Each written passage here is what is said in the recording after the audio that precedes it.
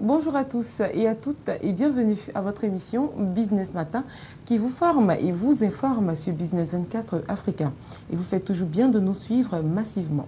Aujourd'hui dans Business Matin, nous allons parler coopérative, nous allons parler également association, comment créer sa coopérative, pourquoi la créer. Pour répondre à toute cette question, un invité de marque qui va répondre à toutes nos préoccupations.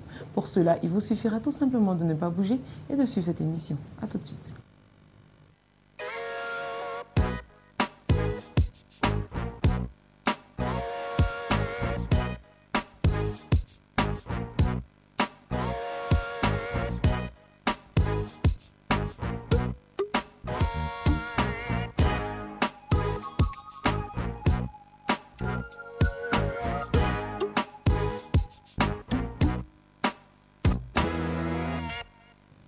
Je le disais tantôt dans Business Matin, aujourd'hui nous allons parler association, nous allons parler coopérative et pour cela je suis en compagnie de M. Kwadio Jean-Baptiste qui est consultant et formateur en gestion de coopératives et d'entreprises associatives. Bonjour M. Kwadio. Bonjour madame. Bienvenue sur le plateau de Business Matin. Merci de me recevoir à Business 24. D'accord. Alors selon l'Alliance des coopératives nationales, pour vous, qu'est-ce qu'une coopérative ? Bien, c'est une définition qui est donnée par l'Alliance coopérative internationale. La coopérative, c'est une association de personnes volontairement réunies pour satisfaire leurs besoins et aspirations économiques, culturels, sociaux communs au moyen d'une entreprise dont la propriété est collective et où accent grave, je précise bien, et où le pouvoir est exercé démocratiquement. Alors, vous avez vu dans la définition, il y a plusieurs groupes de mots. Une coopérative, c'est une association autonome de personnes volontairement réunies pour satisfaire leurs propres besoins et leurs aspirations propres. Besoins économiques, besoins de production, de consommation, d'approvisionnement, etc., etc. Besoins sociaux, école, hôpital, route, puits, etc., culturels, église. D'accord. Alors, est-ce qu'il y a une autre définition de la coopérative? Il n'y a pas d'autre définition de la coopérative, autre que celle proposée par l'Alliance coopérative internationale. D'accord. Alors, quelle est donc la typologie aujourd'hui des coopératives? Bien, merci beaucoup pour cette question parce que généralement dans notre pays, lorsqu'on parle de coopératives, les gens ne voient que les coopératives agricoles. C'est d'ailleurs très bien que les gens voient ça. Notre pays est essentiellement agricole. Alors, pour parler de typologie des coopératives, on distingue généralement 5 familles de coopératives. D'accord. Les coopératives d'entreprise, où les coopérateurs sont des entrepreneurs. Et c'est dans cette catégorie-là qu'on trouve les coopératives agricoles. Un autre exemple, dans la famille des coopératives d'entreprise, les coopératives d'artisans, les coopératives de commerçants, les coopératives de transport, etc., etc. Donc vous voyez que là, c'est des entrepreneurs. Donc ils forment une coopérative. C'est les coopératives d'entreprise. Il n'y en a pas beaucoup chez nous. C'est les coopératives d'utilisateurs, les coopératives d'usagers. C'est-à-dire, on peut parler là des coopératives de consommation, des coopératives scolaires, des coopératives de logement, des coopératives funéraires, etc. Mais etc. si on doit dire par exemple des coopératives funéraires, pourquoi pas dire en même temps des associations? Non. L'association n'a pas pour objectif d'enrichir ses membres. C'est là la différence entre la coopérative et l'association. Comme je l'ai dit dans la définition, la coopérative, c'est un regroupement de personnes qui veulent satisfaire, eux, leurs propres besoins au moyen d'une entreprise qui est gérée autrement que l'entreprise commerciale. Par contre, l'association, c'est un groupement qui va entreprendre des activités autres que dans le but de s'enrichir personnellement. Voilà. D'accord. Donc, votre question est très bien parce que c'est cette confusion-là que les gens font souvent. Et voilà pourquoi les coopératives ne marchent pas en Côte d'Ivoire. D'accord. Vous allez donc nous donner toutes les astuces nécessaires pour que la coopérative puisse marcher. Bien. Mais avant, Oui. déjà, vous allez nous dire comment on crée une coopérative. Bien. Créer une coopérative, c'est plusieurs étapes qu'il faut suivre. Comme je l'ai dit dans la définition, la coopérative, c'est une association qui se crée pour résoudre les besoins propres à une communauté d'hommes. Donc, dans un premier temps, il faut sensibiliser, la sensibilisation. Ça fait partie de la prise de conscience au niveau de la localité ou bien au niveau de la communauté. On a dit qu'ils ont des problèmes économiques, ils ont des problèmes sociaux, ils ont des problèmes culturels. Ils produisent le piment, l'aubergine, la banane, le cacao, et puis bon, ils ne savent pas exactement où aller. Donc, il faut les sensibiliser, leur dire qu'on peut résoudre le problème par et à travers la coopérative. Une fois qu'ils sont suffisamment sensibilisés, alors, comme toute entreprise, il faut faire une étude de faisabilité.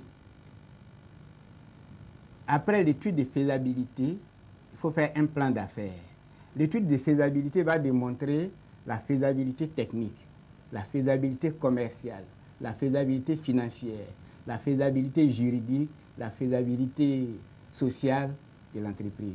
Le plan d'affaires va intégrer un certain nombre de facteurs pour intéresser les futurs coopérateurs à se mettre ensemble. Vous comprenez, vous conviendrez avec moi que aujourd'hui, si on crée une entreprise, si on vient vous voir et qu'on dit on va mettre, je ne citerai pas de nom, tel ou tel nom, que vous connaissez la personne sur le plan personnel, vous ne serez pas intéressé par cette entreprise si la personne a commis des délits. Donc voilà, le plan d'affaires va intéresser les personnes extérieures à la coopérative. Et une fois qu'on a fait le plan d'affaires, on va maintenant faire les statuts et règlements intérieurs. Après, on va aller en assemblée générale constitutive et là, on va élire un conseil d'administration.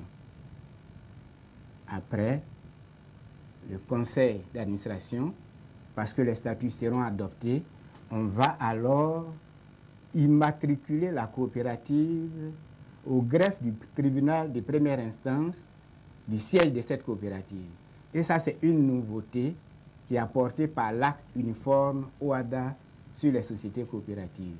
D'accord. Alors, quels sont déjà les avantages à créer une coopérative? Les avantages, quels sont les avantages? Il y en a les avantages sont multiples. D'abord, au plan individuel. Peut-être là, vous allez me permettre de prendre un exemple après pour situer l'ensemble des téléspectateurs. Au plan individuel, il y a des avantages. C'est-à-dire quoi?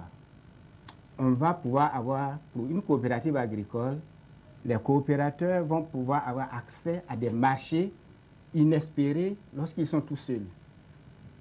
Imaginez que je sois dans un village, que je produise, je ne connais que mon marché local. Alors que regroupé en coopérative, avec un bon directeur de coopérative qui a eu cette formation, il peut prospecter le marché local, le marché régional, le marché national, le marché extérieur. Tout seul, vous ne pouvez pas prendre votre sac de bananes et aller à Paris. Par contre, si vous êtes en coopérative et que vous regroupez tout ça, on obtient 10 tonnes, 20 tonnes, 30 tonnes de bananes et vous mandatez quelqu'un pour aller vendre ça au Burkina, au Nigeria, etc., etc. Donc, accès à des marchés plus porteurs. On obtient on vend nos produits à des prix plus élevés. Mais en même temps et parallèlement, on s'approvisionne moins cher en intrants. Imaginez une coopérative avec 1000 adhérents, 1000 coopérateurs qui consomment chacun 6 machettes par an. Ça fait 6000 machettes. Mais lorsque vous avez un bon directeur, il ne s'adresse pas au marché local. Il vient voir l'usine qui fabrique ces machettes et lui dit, écoute, moi, j'ai 6 000 machettes à acheter dans l'année. Alors, automatiquement, les prix d'achat des machettes vont baisser. Donc, vous voyez qu'au plan individuel, on vend à des prix plus élevés, on achète moins cher, donc la marge augmente. Ça enrichit le coopérateur, ça résout un problème financier. Maintenant, au plan collectif, et c'est là que je vais prendre l'exemple pour qu'on comprenne mieux. Aujourd'hui, si vous allez sur le marché local, en tout cas moi j'ai fait le test, le kilo d'igname venant de Bondoukou, vous l'avez à peu près à 300-350 francs sur le marché à Abidjan. Et pourtant, le kilo, il se prend à 60 francs, 70 francs à Bondoukou. Vous voyez la marge. Bien. Supposons que les planteurs d'igname de Bondoukou, par exemple, se mettent en coopérative. Et que cette coopérative achète d'igname avec les planteurs, même à 70 francs au départ.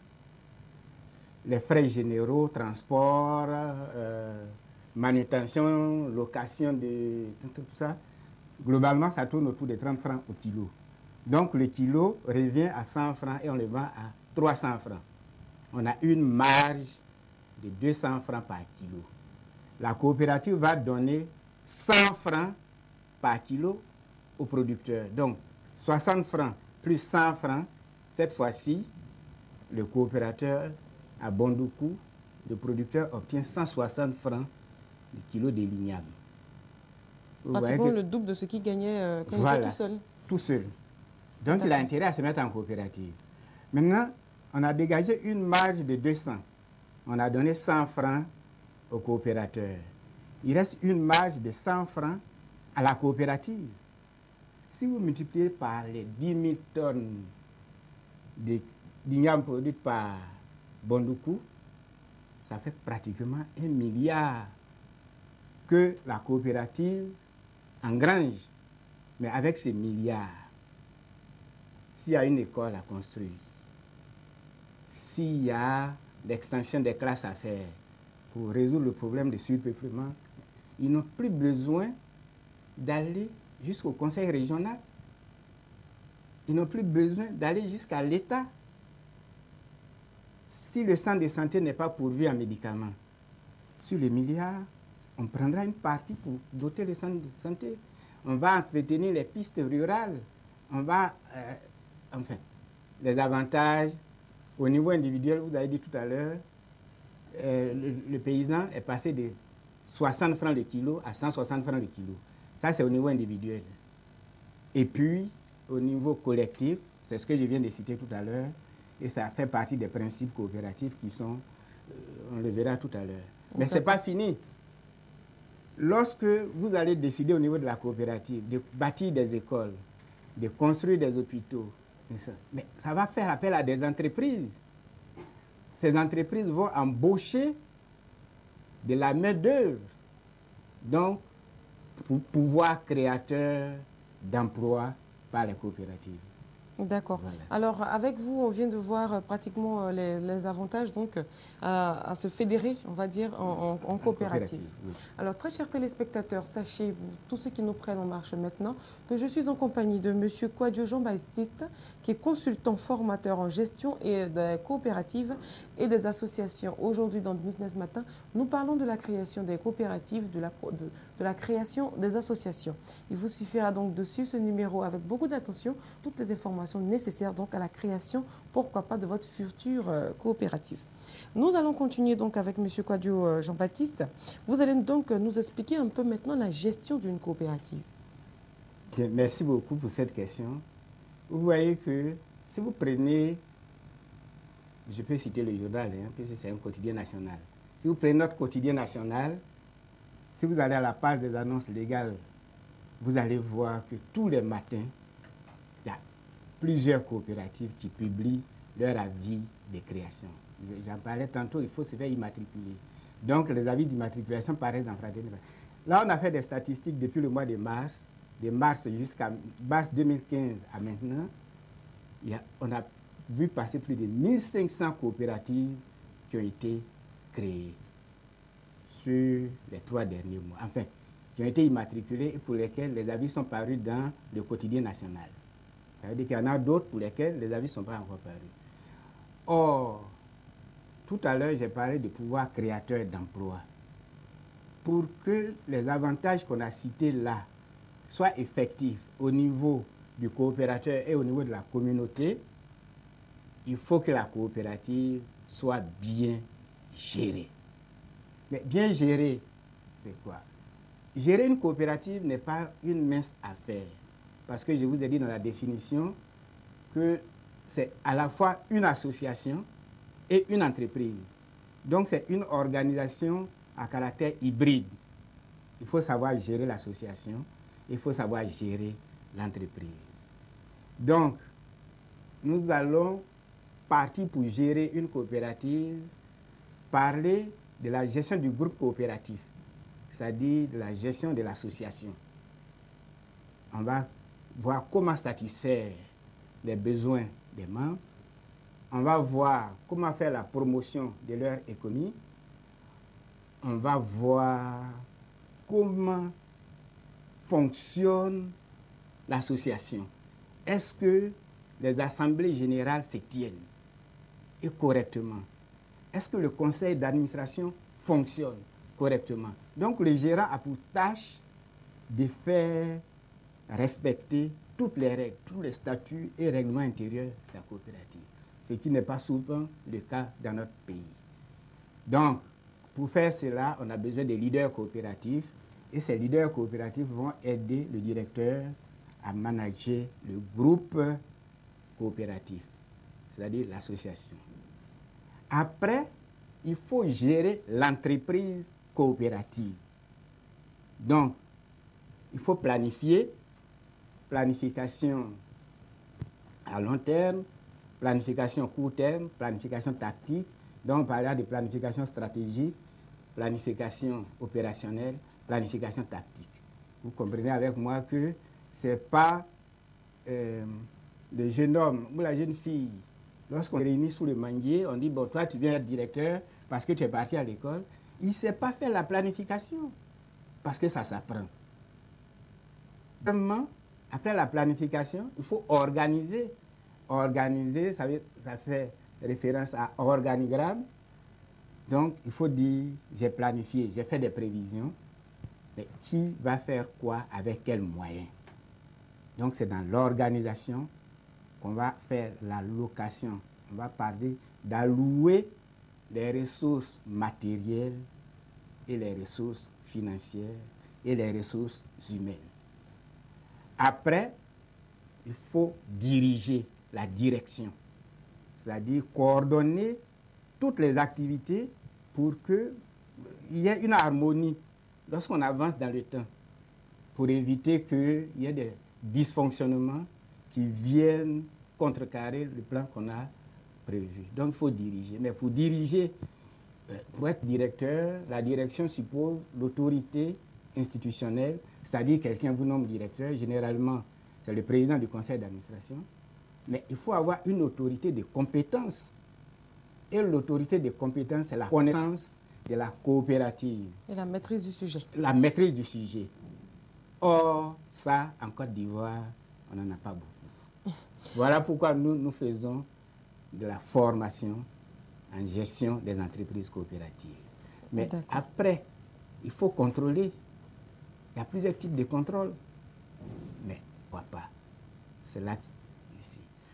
Une fois qu'on a fait l'entreprise coopérative, il y a ce qu'on appelle la gestion des services d'appui aux coopérateurs. Je prends l'exemple d'une coopérative agricole. Vous avez les coopérateurs, ils ont des productions. Qualité, problème. Mais une fois que la production est là, il faut la récolter dans les plantations. C'est des problèmes à résoudre. Mais quand ça vient au village, il faut pouvoir mettre ça dans un magasin. Sinon, votre produit reste sous la pluie ou bien sous le soleil. Ça déteint sur la qualité. Une fois que vous avez stocké, il faut commercialiser, trouver des clients, au bon prix, au prix rémunérateur, comme je l'ai énoncé tantôt. Tantôt. Merci beaucoup. Et une fois qu'on a payé et qu'on a commercialisé, il faut venir donner la contrepartie au producteur. Parfois, vous regardez dans les journaux, on dit tel directeur de coopérative est parti avec l'argent des coopérateurs. Mais tout ça, ça s'apprend. Une fois qu'on a donné l'argent aux coopérateurs, ça ne se limite pas là, le rôle du directeur. Il fera la gestion de son revenu. Comment utiliser son revenu pour que le besoin qu'il voulait satisfaire et les aspirations qu'il voulait là, que ça arrive dans sa vie. Vous voyez que ce n'est pas...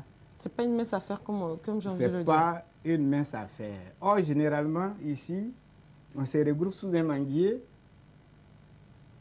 on crée une coopérative, on dit on vient de créer une coopérative. Non, ce n'est pas encore une coopérative. Et heureusement que M. Kwadjo Jean-Baptiste est là pour nous apprendre tout ça. Et on aura encore d'autres émissions dans lesquelles on va développer un peu plus au fur et à mesure toutes ces notions que vous venez de nous apprendre aujourd'hui. Mais pour l'heure, M. Kwadjo Jean-Baptiste, la journée nationale des coopératives, qu'est-ce que vous pouvez dire justement à tous ces opérateurs qui nous regardent?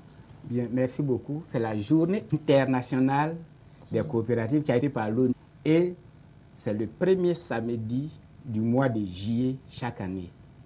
Alors, à cette occasion, mon adresse va aller vers les pouvoirs publics qui aujourd'hui sont confrontés à un problème de chômage de la jeunesse. Il faudrait que ces pouvoirs publics-là attachent une importance aux coopératives qui vont résorber une masse importante de notre jeunesse. Les orienter, les former pour qu'ils aillent diriger, comme je l'ai dit tantôt, les coopératives selon les normes. Parce que quand vous créez une coopérative avec 8 personnes dans le staff, ces 8 personnes, vous leur donnez des salaires. Ils vont consommer. Et comme ils consomment, ils provoquent la demande. Et comme ils provoquent la demande, il y a des industries qui s'installent pour satisfaire cette demande. Donc, ces industries qui s'installent, elles aussi, vont embaucher. Donc, vous voyez l'effet multiplicateur sur l'emploi. Ça fait boule de neige. Merci beaucoup. Donc, mon adresse, 1, c'est au pouvoir public.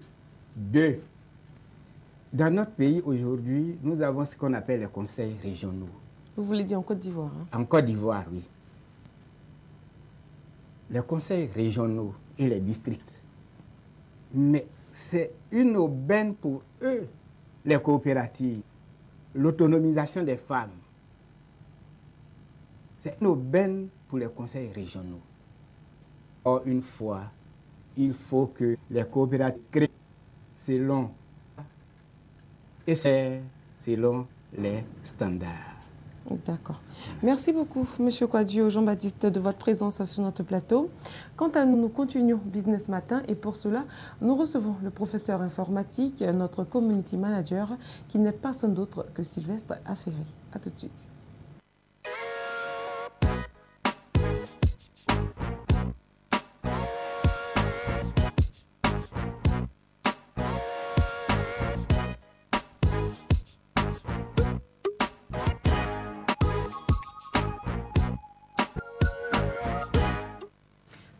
Non. Bonjour Sylvestre Affery. Bonjour Noélie, bonjour à nos téléspectateurs. Alors, qu'est-ce que vous avez comme information pour nous aujourd'hui? Alors aujourd'hui, en fait, je viens apprendre à nos téléspectateurs à pouvoir améliorer la lecture des vidéos sous-titrées sur YouTube. Alors, généralement, lors de la lecture des vidéos sur YouTube, on a du mal à lire le texte. Et on peut créer des sous-titres jaunes à des caractères plus grands. C'est plus facile en fait de le faire. Il suffit de cliquer sur l'icône des sous-titres captation, puis sur options. Une fois que c'est fait, on peut alors personnaliser le style du texte en changeant la couleur, augmenter la taille et régler la transparence du fond. On clique sur Donne quand on a fini et sur Reset pour mettre les réglages aux valeurs d'origine. Voilà, si on veut revenir, je vais dire, aux valeurs précédentes. Donc la modification est immédiate et dès que c'est fait, c'est appliqué en même temps et on peut, je vais dire, lire nos vidéos sans problème. On peut aussi appuyer la touche plus ou la touche moins pour agrandir les lettres ou réduire les lettres pendant que nous sommes en train de lire la vidéo sur YouTube. D'accord. Alors, c'est tout ce que vous avez comme information pour nous? Oui, c'est tout. Merci beaucoup, Sylvestre. Nous recevons un autre professeur. Il s'agit tout simplement d'Alex Mokhtar qui vient sur le plateau pour nous parler dans Panorama d'actions innovantes et novatrices en Afrique. A tout de suite.